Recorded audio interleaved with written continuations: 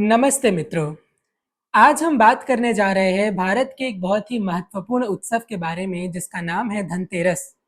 उत्तर भारत में तो विशेषतः लोग इस दिन नया सामान लाते हैं, नए बर्तन लाते हैं, नए आभूषण लाते हैं, जो कुछ भी महत्वपूर्ण है वो इस दिन खरीद कर ले आते हैं।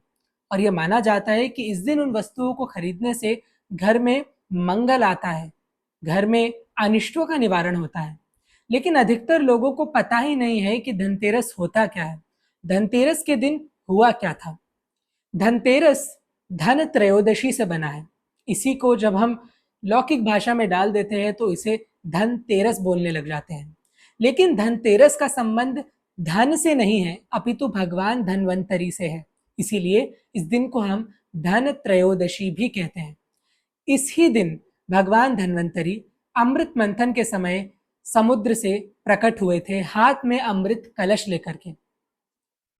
इसीलिए धन त्रयोदशी का उत्सव मनाया जाता है। लेकिन अधिकांश लोग इस दिन भगवान धन्वंतरी की आराधना तो करते ही नहीं है। लोगों को पता ही नहीं है कि आज के दिन भगवान धन्वंतरी का आविर्भाव हुआ था समुद्र मंथन के समय। भगवान धन्वंतरी भगवान विष्णु के ही अंशावतार है। तो चलिए हम जानते हैं कि भगवान धन्वंतरी की कुछ कथाएं कैसी है और भगवान धन्वंतरी का स्वरूप कैसा है। भगवान धन्वंतरी को आयुर्वेद का प्रवर्तक माना जाता है। ये कहा जाता है कि भगवान धन्वंतरी से ही सारी स्वास्थ्य की जितनी विद्याएं हैं, जितनी अमृत विद्याएं हैं, जितनी विश्व विद्याएं हैं, ये सब भगवान धन्वंतरी से ही उद्भव इनका होता है। क्योंकि भगवान धन्वंतरी अपने हाथ में अमृत कलश लिए होते हैं। उनके मंत्र में हम कहते हैं अमृत कलश हस्ताय, अर्थात जिनके हाथ में अमृत कलश होता है।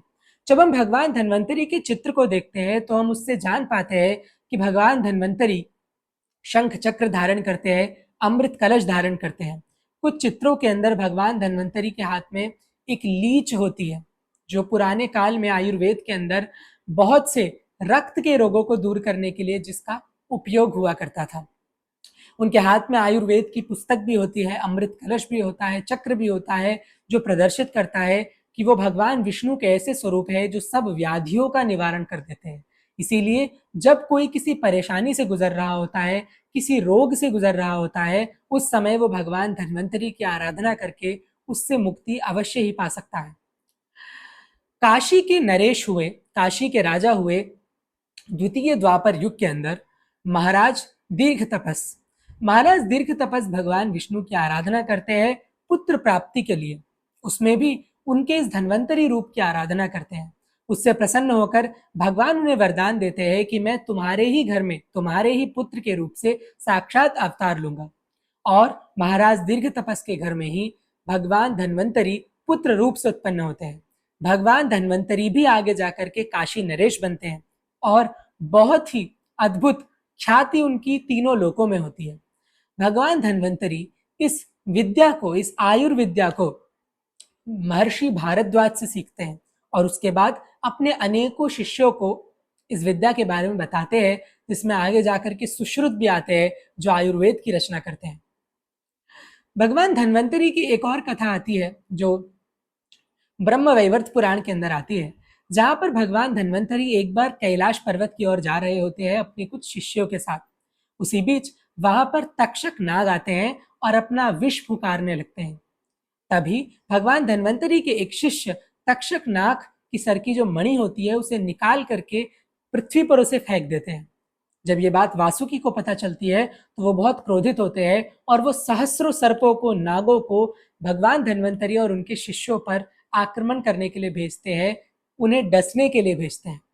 जब वह लोग आते हैं तो वो भगवान धन्वंतरी के शिष्यों को डस लेते हैं, लेकिन भगवान धन्वंतरी तो स्वयं अमृत कलश हाथ में लेकर के चलते हैं, स्वयं सब विद्याओं के ज्ञाता है। इसीलिए वह अपने सभी शिष्यों को पुनर्जीवित कर देते हैं, ठीक कर देते हैं।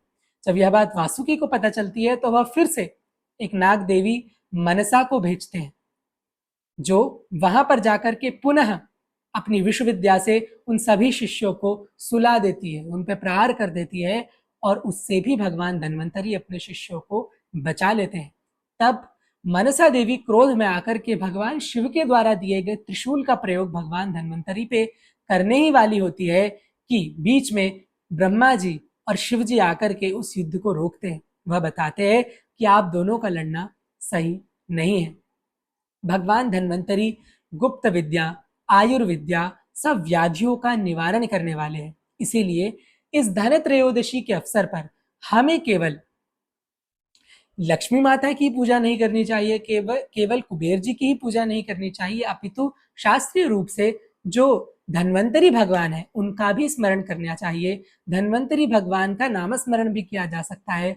धन्वंतरी भगवान को अपना पूजाएं अर्पित करी जा सकती है, जिससे वह हमारे जीवन में आरोग्य की कृपा बरसा सकते हैं।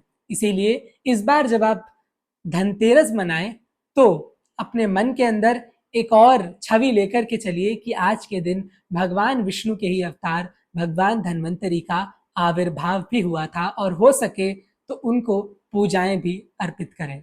नमस्ते।